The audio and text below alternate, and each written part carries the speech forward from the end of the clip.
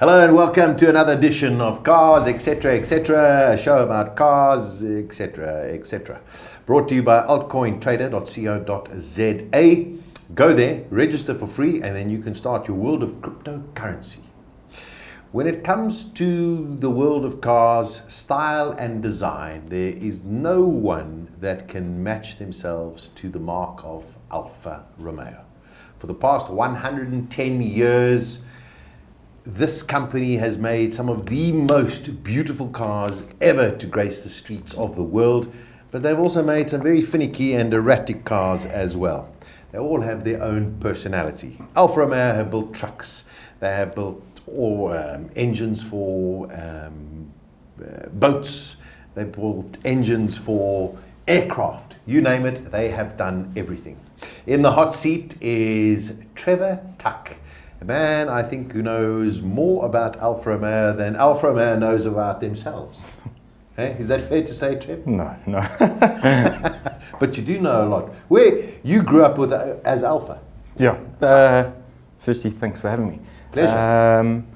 I started with Alfa Romeo at the age of 18. I got my first Alfa Giulia. So it's been, this year celebrates 30 years of being involved with Alfa Romeo for me and the love affair for Alfa Romeo for me. When you were 18 and you were going to get a car, what made you decide to buy an Alfa as opposed to a VW or a Toyota or anything else? Well, it was a complete accident actually, because I needed a car to go to college and back in Muizenberg. I lived in the southern suburbs, and my dad sort of said, no, we'll find a little Beetle or a Mini, or the normal student cars that one had in the early 90s. And I just saw a picture of this Giulia, and I just couldn't believe that a car like this existed, that something that ugly could be that beautiful. And I said to my dad, no, that's the car that I want. So he said, well, if you want that, you buy it with your own money, which I did. And when I saw my first one, I just couldn't believe the technical excellence of the engineering and the way that they did things. And that was my first car, and I've never not had one. I've only ever had them. I know, it's actually fascinating watching you over the years. Alfa Romeo has an incredible history in South Africa. At one stage, Trevor, besides Italy, this was the only country in the world that made Alfa Romeos. Yeah. There must be tons of them around here. Well, that's the thing about South Africa. We were the only country outside of Italy that built Alfa Romeos. We had a factory. And we built and sold a lot of Alfa Romeos in the 60s, 70s, 80s, before they pulled out in 85. Alfa Romeo in South Africa, it was, I think it was, at one stage it was their second biggest market. So, the history of Alfa Romeo in South Africa is mega, it's huge. So what went wrong? Why did Alfa Romeo pull out? Why did all of a sudden it get this unbelievably horrible stigma attached to it in South Africa? They pulled out with the exodus for apartheid and things like that. So it was political sort of exodus. They decided to leave. Some people said they went bankrupt. Who knows? But they left for political reasons, which was sad because we lost out on a whole generation of wonderful Alfas after 85 when they left. But the flip side and the good side of that is that we were left with all these beautiful cars that we had the most of as a right-hand drive market. The 70s, the 60s, the 80s Alfas. So we were lucky in that respect. Yeah, very, very much so as well. Why is it that Alfa Romeo classic cars, and talking of that era, 50s, 60s, 70s, and even into the, why do they achieve such astronomical prices? If there are so many of them. Well, this has been a recent thing. So this has been the last sort of 15 years or so where the market for classic Alfa Romeo has gone through the roof. They've become an international commodity and asset the world over. So they've literally gone stratospheric in their prices for what we like to call the 105 series cars, the Juniors, the Giulias, the Spiders, the Bellinas, those sort of Alfa Romeos. And it's as a result of, I've always said that the technology that Alfa Romeo had in those years of those cars Yes. was so far ahead of its time that they only really got understood much later on in life. Correct. And then people realized, hey, but these are fantastic cars. In the 2000s and 2005, 2006, when the boom really started with them, they thought, well, you could drive this thing, you could drive a Spider every day, you could drive a Junior every day. And then you had companies like Alfaholics that came along, and they glamorized these cars, and they started to make them into rat rods or resto mods, as they like to call them. Okay, yes. And they started to pick up the memento of the actual market of these cars. And you've got those sort of companies. You've got in America, you've got Paul Spool Racing. You've got, and it was the competition, the racing, the sportiness of Alfa's true heritage that started. And also how beautiful they are. Yeah, I mean, that's the thing, they, I mean, my friends always said, Alfas are so finicky and they this and that. But they aren't actually, Trevor. Are they that finicky? I mean, you know me, I've got two left hands, and I've also owned Alfas all my life, and I've managed. I mean, they're not that finicky, or we just, I don't know, expectations, or is it just a bum rap that people say, oh, it's got an oily, you got an Alfa, it's got an oily, stuck on the side of the road. I mean, it's not really that factual. No, so I always have this conversation, and I try and steer clear of it because it can get a bit heated. And whenever you meet somebody and they say, oh, what do you do? And you're just like, I have a few Alfas, and they go, oh, Alfa, God, don't you have to warm that thing up in the morning? And yes. all this and you sort of, the best explanation that I can give is that in the 70s and the 60s, when these cars were made, they were more like a Swiss watch. They were like an automatic Swiss watch, and they had intricate little pieces, and they were just beautifully machined and engineered. And then you had the Japanese cars that were more like a Casio watch that was, had a battery and it lasted forever until it was finished and you threw it away. And so that sort of the temperament of the Alfa Romeos is the stigma involved in that is just because people think, well, they're just too complicated. They've got twin choke Weber carbs, and they've got twin cams, and the engine's aluminium, and the gearbox is aluminium. And they've had all those things in the 60s and 70s, and later on cars started having those things. Yeah. So they were over-enginered. They were far ahead of their time, and that was the beauty of them. They were just so far ahead of their time. Okay. So, I mean, you mentioned the 105 series, but we'll get to that in a short while. Let's start off with the Giulietta from the 1950s. I mean, how many derivatives were there? Because, I mean, I remember the Giulietta Sprint Veloci, but how many were there? There were quite a few. So 101 series car was sort of Alfa's first mass-produced car. And the Giulietta base 101 series car had quite a few derivatives. So they had the coupe, which was the Giulietta Sprint, and you got that in 1300, 1600. You got the Spider, Giulietta Spider, yes. Also 1300, 1600. And then you sort of had the box one. Then you got the TR, which was only 1300. It's quite complicated. A 1600 Giulietta is actually called a Giulia. So you've got to watch your sort of jargon and your terminology, because if you were next to an Alfisti, they would say, but that's incorrect. A 1600 is called a Giulia, but it was the 101 series. And then you've got cars like the Sprint Speciale that was... which is one of the most beautiful cars in the world. Yeah, I mean, it was, at the time, it was the most aerodynamic car they ever produced. And I mean, 1300cc. Capable of 124 miles an hour, 200 kilometers an hour, and that was sort of late 50s. So I've seen a few of those in South Africa. Yeah, we had a few. There are a few. If they come up on market, Trev, what sort of prices would they be looking at? And let's forget about the export market, because we'll talk about that in a short while. I mean, one was sold recently for 2 million rand. So that's 2 million rand. Yeah, that's where they are. So. Are parts still available, readily available for these classic cars, 50s, 60s, 70s? I think there are more parts available now for old Alfa Romeos than there ever were. So you have these companies in the UK, I've mentioned before, Alfa Holics, Yeah. Classic Alfa. In Germany, you've got GT, Formula GT, and you've got Bertelspec, and you've got all of these companies that are now remanufacturing parts for the 105 really? series car. You can pretty much buy a 105 series car and rebuild it from scratch. Nuts and bolts. Yeah, there's even a full carbon fiber one now, so you don't even need the body. They can build the car from nothing. Is anybody making the engines?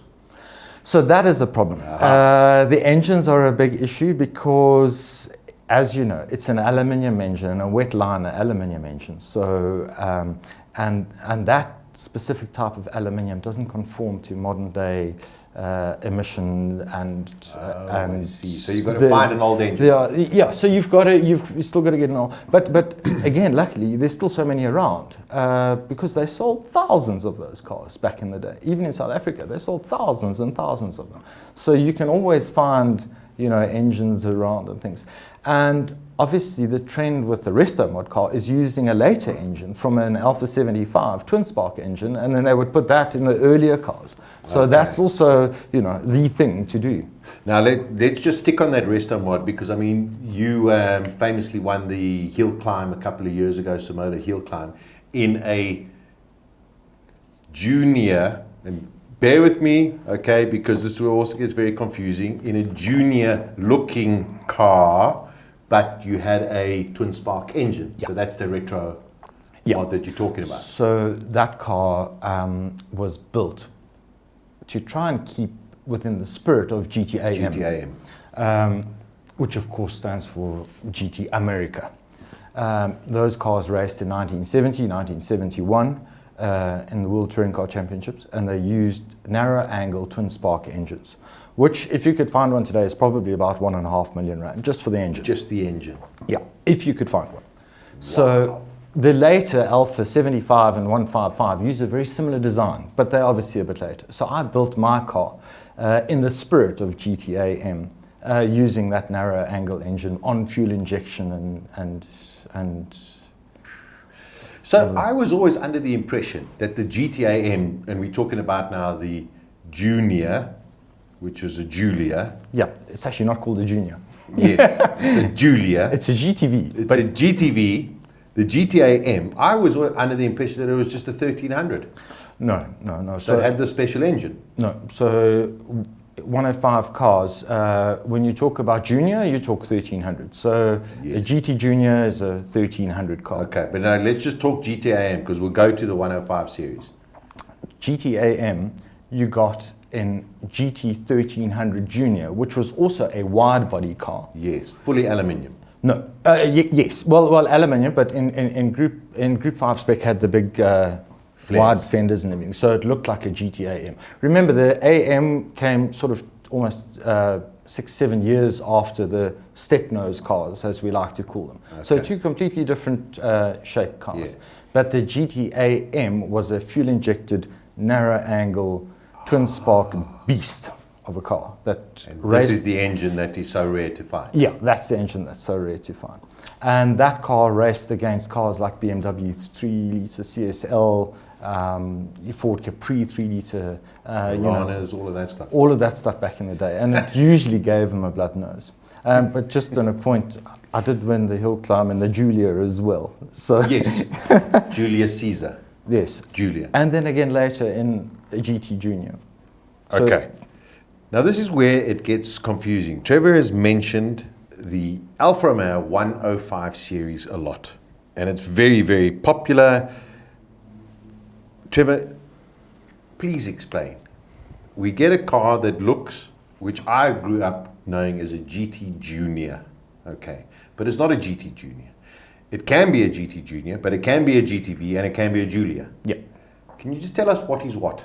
So the next time I see somebody and say, oh, you got a nice Junior, I don't get slapped across the head. Yeah. Okay. So very basically and quickly, the first 105 series car was a Julia. That was a Julia TI. That's the boxy four-door saloon, the one that I love so much. Yes. That was your first car. My first car, and I still have a Julia. So that was the first 105 series car. That was a Giulia TI. That came in different derivatives. You got Super, you got TI, you got Rally, which was a South African special.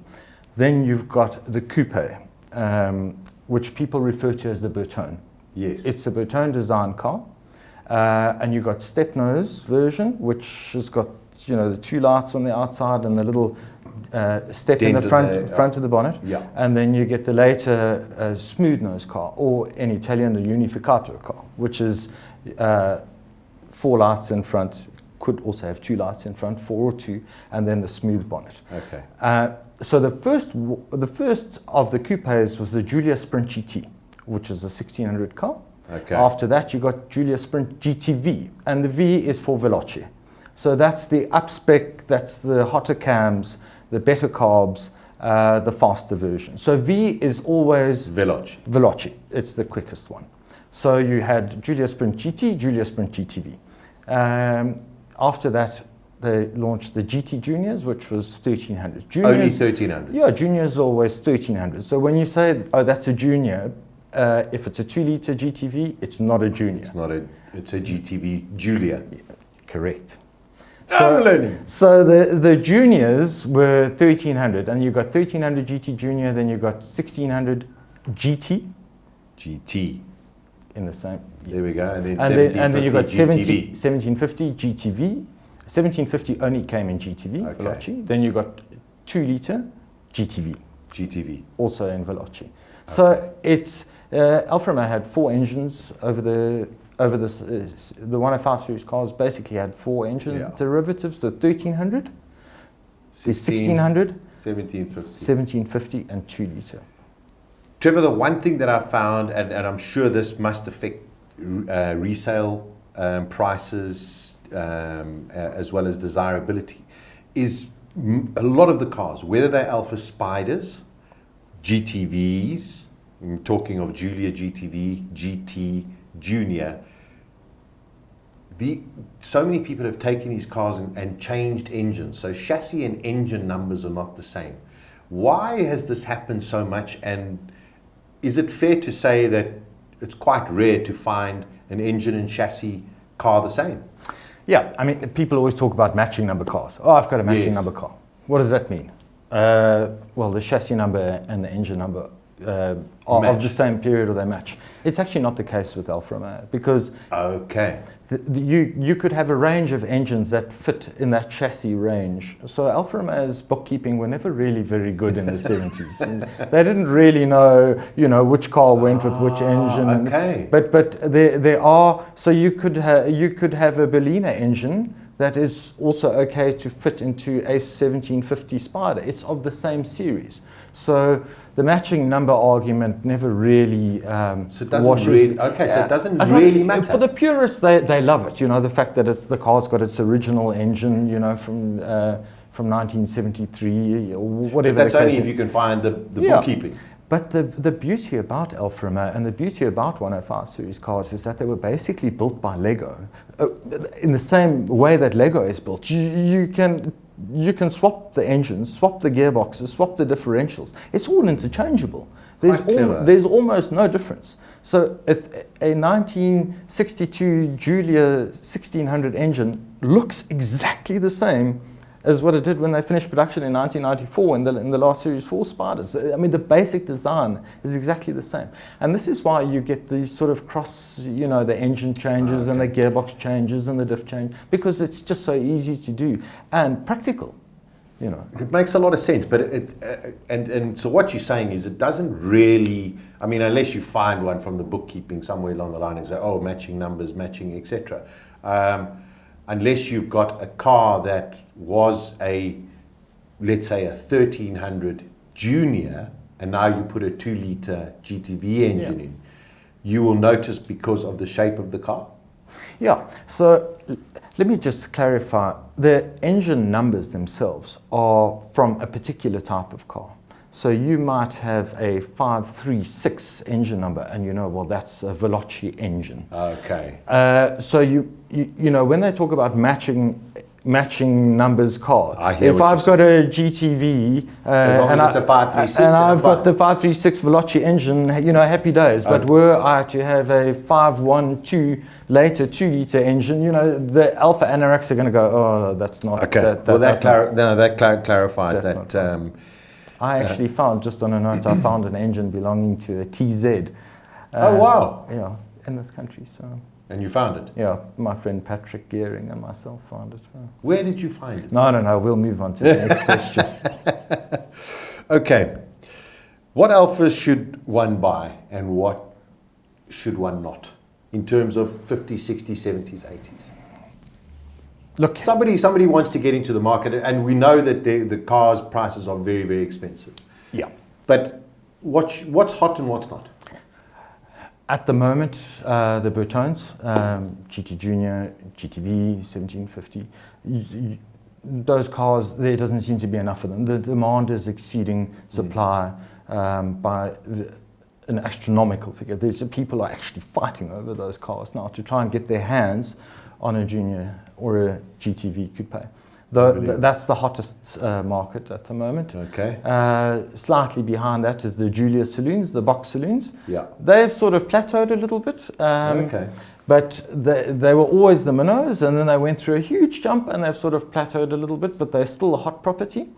Bellinas, if you wanted to start now, one would start with a Bellina, which is the later, bigger car. It's not as pretty, it's not as funky as a Giulia or a Bertone, but it does provide a good way into the market for relatively... And it's the same engine. It's exactly the same car. It actually drives better because it's a long wheelbase car, it's a later technology. They're great cars, but they don't seem to have the market appeal as the Giulia and the Junior.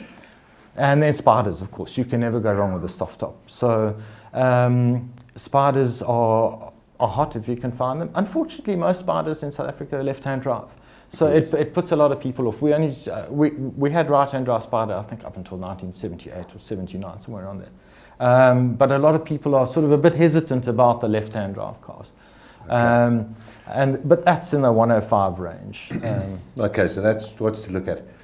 In terms of Spider, there's always the talk. I mean, the movie The Graduate, of course, there was Dustin Hoffman, there was the Alpha Spider. It's an iconic car. You get the square box shape, and of course you get the round shape back. That seems to be much more popular.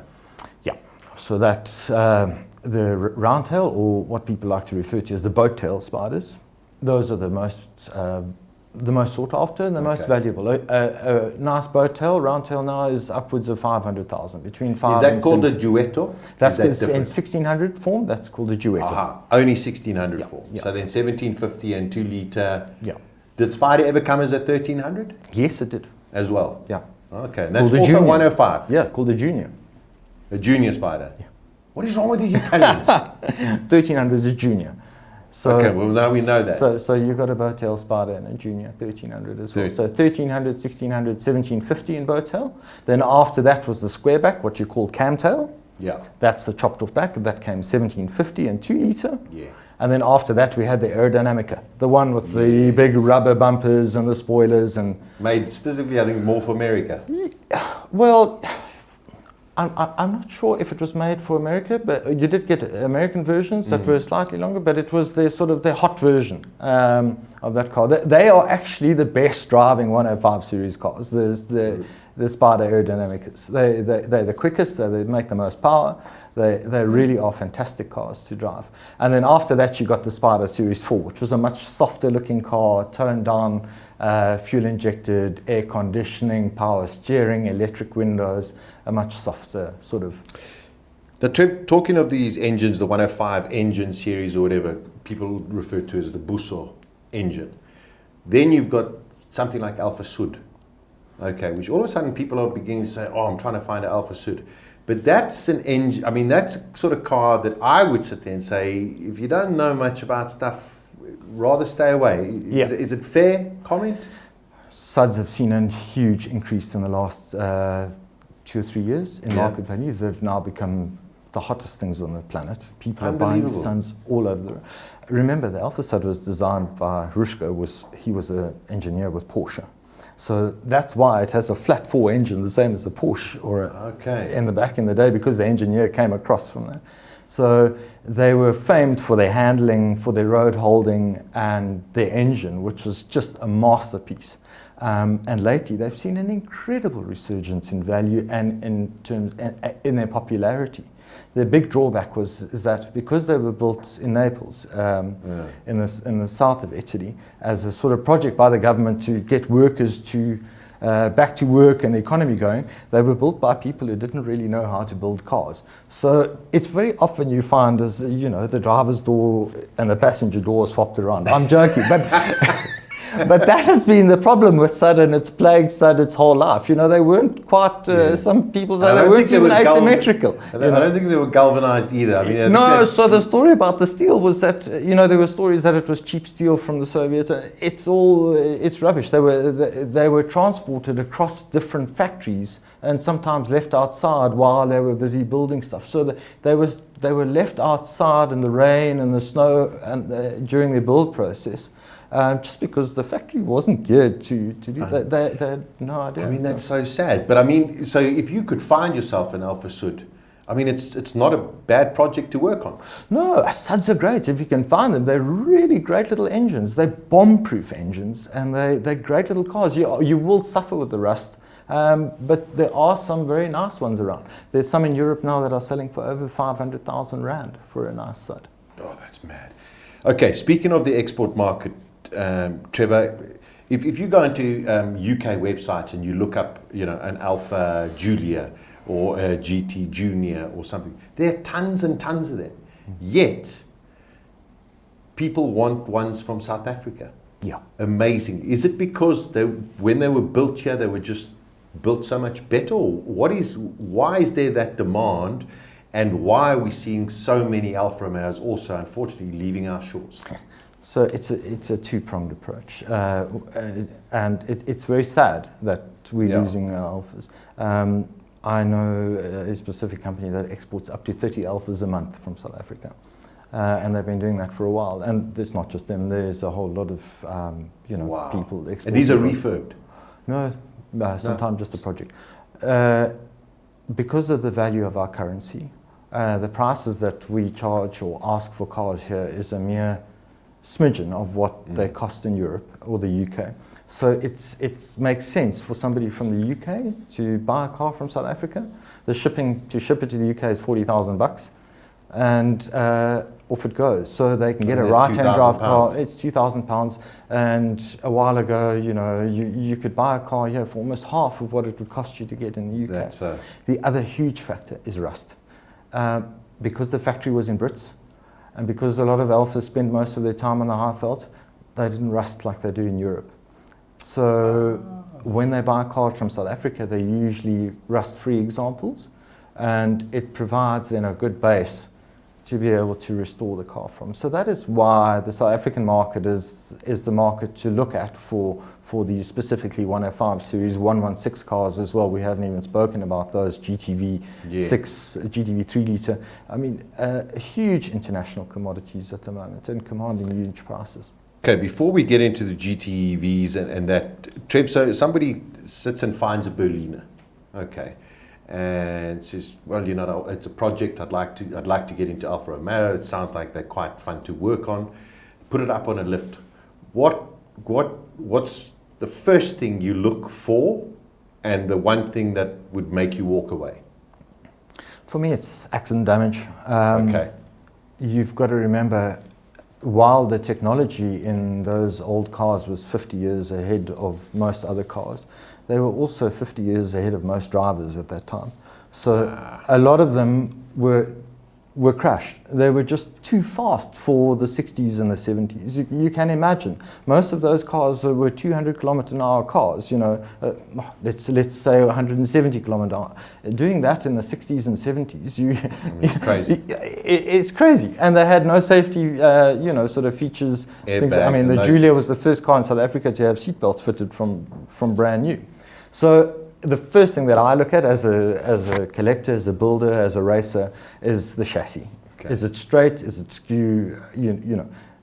if it's straight and it's not too, everything else from there is easy. You know, the engine can be rebuilt, the gearbox can be rebuilt, and there's parts for it. So rust you can cut out. Yeah, rust, and you can buy panels for them and things like that. So for me, the number one thing is the fact that the car is straight, the chassis is straight, because if it's not, you're going to sit with a dog of a car for the rest of your life and things like that. But that's what I would check. So Trevor, these cars are very expensive, and you're mentioning some crazy names, Giulietta Sprint Speciale. Now you sit and say 2 million rand. I sit and go, geez, I would love that car, but it's 1957.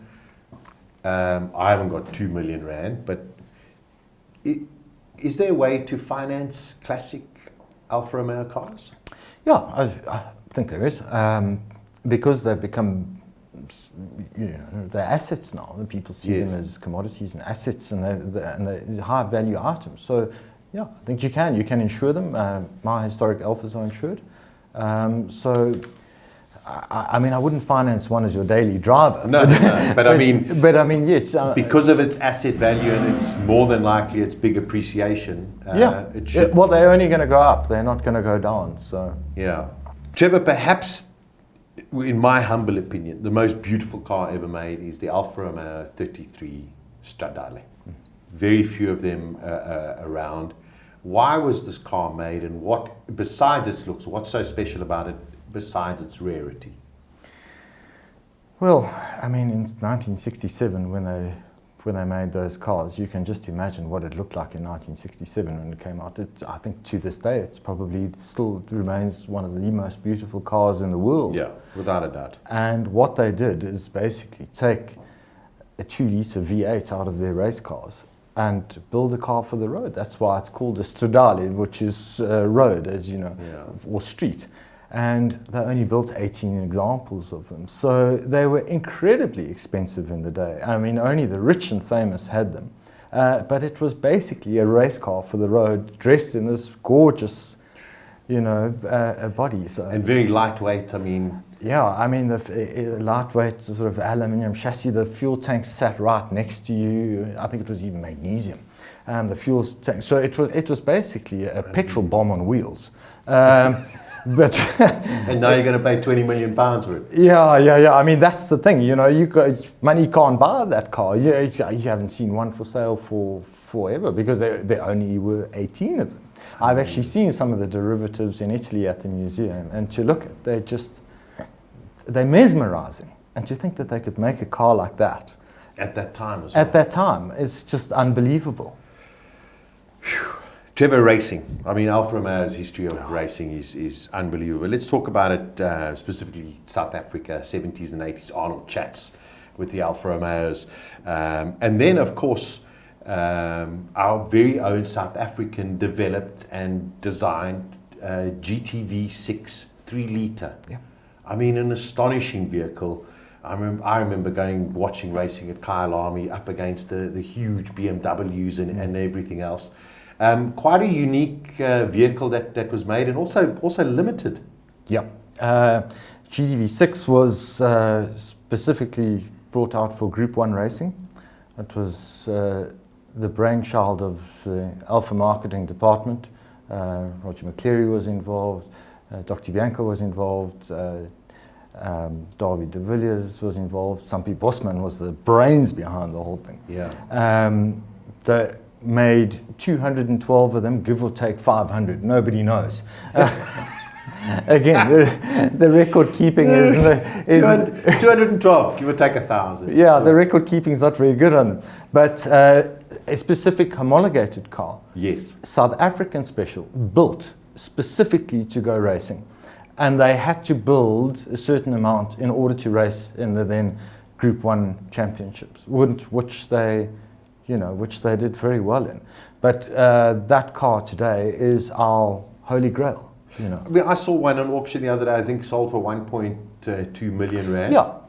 Yeah. And I mean, it was in good nick, but it wasn't concourse. Yeah, there are one or two others out there that I know of, that I've seen with my own eyes, that have got less than 30,000 Ks in them. And those cars will be not less than 2 million rand, eventually. And are they sought after by international people as well? They are. A lot of them have been exported. Okay. Because they're South African specials. And I believe they've also tried to get them homologated for Group 2 racing in Europe because they can only race 2.5s. So the 3 litres are, the homologation process for that in Europe is quite difficult to do because those cars were never really raced internationally. Yeah. They were a South African special, but an incredibly important car in Alfa Romeo's history. But very rare. They are. They're very, very rare. Very cars. rare. Other racing Alfa Romeo had a brilliant time in DTM racing. We're talking Europe 155. Those are just. You get one of those racing. The blood cars. nose car. Yeah, it gave everyone a blood nose. Everyone, it's just magnificent. But back in South Africa, and I remember you were very, very much part of it. The 147 GTAs. Yeah. These were purpose-built international touring cars that were brought into South Africa. Those were just magnificent. And you've got to hope that Alfa Romeo goes that way again when they go racing, besides Formula One. Yeah, that was an incredible time. And as you said, I was involved in that time. And those cars were bought by Alfa Romeo South Africa. And they were bought from In Technology in Italy, left-hand drive touring cars. And they were called 147 Cup cars. So they were basically touring cars. Our delegates flew over there and they said, please take the engine out. And the Italians said, why do you want to take the engine out? And they said, no, we want to put a V6 Busso in it. And they said, you're crazy, it'll never work. So they agreed and they took the engines out, the 2-litre 16-valve engines with the sequential gearboxes, and the cars came across here and they were then fitted with the 3.2 Busso engines from the GTA. From the GTA. Oh, okay. And again, they went racing and they were incredibly successful. And I think the last great period in South African motorsport with BMW, Alfa Romeo, it was a real clash. You had Martin Steyn, Anthony Taylor. It was wonderful. It was absolutely magnificent times. So, and those 3 cars are still here and they still survive and they're still part of a collection. So we still have those 3 cars in this country, 3 of them. Which is wonderful, wonderful. Now you spoke about the GTV6, the Giulia you mentioned earlier, the Giulia Rally. Yeah. Also South African innovation. Yeah. I assume for rallying. No, it was a marketing ploy because they couldn't sell any more GTVs, so they had a surplus of GTVs. That's the story that I heard. The story unconfirmed from somebody who was actually on the production line of that, and all they did is they took a 2-litre GTV and they took the running gear out of that, and they put it in a 1600 Giulia Super. And they took the 1600 Giulia Super running gear out and they put it in the GTV and they called the GTV a Deluxe, 1600 Deluxe. So it was basically a 2-litre GTV with 1600 running gear and mechanicals. And then the Rally became a 2-litre Rally. Okay. The story goes, there were 40 of them built. They were never marketed officially by Alfa Romeo. You can't find them in the price list anywhere. But an incredibly sought-after car all over the world. Most of our rallies have been exported, and I've actually spent some time with the with somebody from the Alfa Romeo archives in Italy to try and have this car. Alfa Romeo think that the rally is so important for international racing. Yes. International historic racing. If they can prove that it was homologated and that it was built by Alfa Romeo themselves, they can have it homologated for racing. And go for historical Unfortunately, racing. there was no homologation papers because somebody just said, swap the engine. So, but an incredibly rare car. What brilliant bookkeeping. Trev, listen, we could talk forever. Let's just go through a couple. Huge models from the 1980s up until even the 2000s or whatever. The Alfa Romeo 155. We eventually got them in South Africa. They weren't, we had that hiatus where Alfa Romeo wasn't here. The various different Spider versions, and then 2 very, very special cars, the Alfa Romeo 8C, which never came here, unfortunately, and the Alfa Romeo 4C. So we're talking about the modern cars, and we'll talk about Giulia and Stelvio in a short while. Are these all collectibles, all the 155s, or are there specific 155s that are collectibles? Yeah, 155s, again, seen a resurgence later. It's been dragged along by the Alfa Romeo market. The Alfa Romeo market in general has just gone up, the classic Alfa Romeo market. Yes.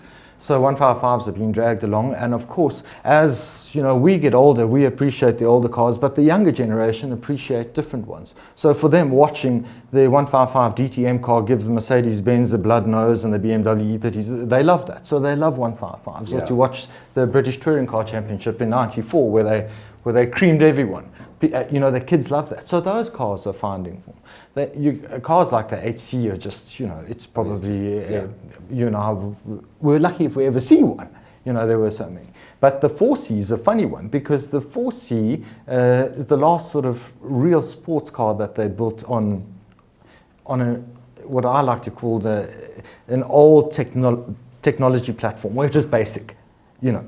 None of the fancy push buttons in it. It's a basic driver's Alfa Romeo. 2-door, no roof, or a roof, and, you know, turbocharged, 1750, flat out, off you go. Okay. And again, the values of those cars in the last 24 months have gone through the roof. It's amazing, but 3 years ago, couldn't sell them. I bought my one on special when they couldn't sell them, and now all of a sudden you can't find it. The dealer phoned me back and offered me double for the car. It's like, have you lost your mind? But again, those are cars, future classics, absolute future classics. Future classics, definitely future classics. Wrapping up where we are now with Alfa Romeo in terms of the new cars: Giulia QV, GTA M, Stelvio, Tonale coming now. Why is there still this reluctance and cautiousness in specifically the South African market to go out and buy these unbelievably brilliant cars? There is nothing wrong. If anything, they can compete with any of their German counterparts. Why are people still reluctant? I think a lot of it's down to dealer network. Not enough dealers. There's just not enough dealers. There's not enough support. People are still wary of them. They look at them, they like them, they love them, but they still think, you know, it's an Alfa Romeo. It still has, you know, the 60s, 70s, 80s stigma attached to them. And there's just a lack of support for them. But they're incredible cars. The new QV is a beautiful thing. I mean, it scares. I've never been that scared in a car as what I was in a QV driving. And that doesn't have any buttons either. Yeah. I mean, they're just incredible cars. And Stelvio as well, Tonale coming.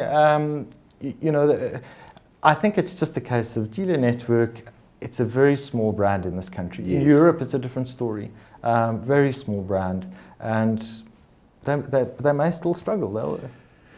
Finally, Alfa Romeo, the future. The one thing, I mean, it was such a rich history, such a pedigree. There's talk that Alfa Romeo will become the electric vehicle component of the Fiat Stellantis group. Where do you see it going? I think what's got to look at the world environment at the moment to see where the car manufacturers are going, and it's clear that fossil fuel is it's probably going to be unwelcome soon. So it's going to be inevitable that we're going to see more electric cars, and I think Alfa Romeo seem to be positioning themselves in that market as a performance electric sort of thing like that, although the Tonale is sort of a hybrid electric. Yeah. So one doesn't know if it'll be full electric or hybrid going forward.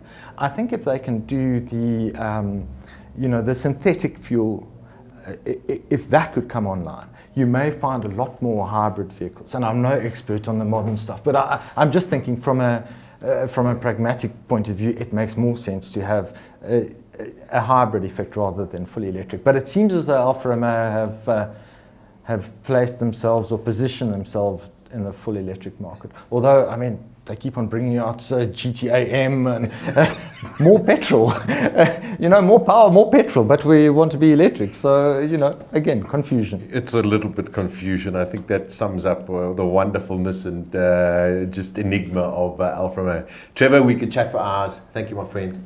Nice to see you. Thank you so much. There we go. That's a look at Alfa Romeo. right here on Cars, etc., etc. Brought to you by altcointrader.co.za. Go there, register for free, and go and play on the cryptocurrency. Until the next time, take care. Ciao, ciao.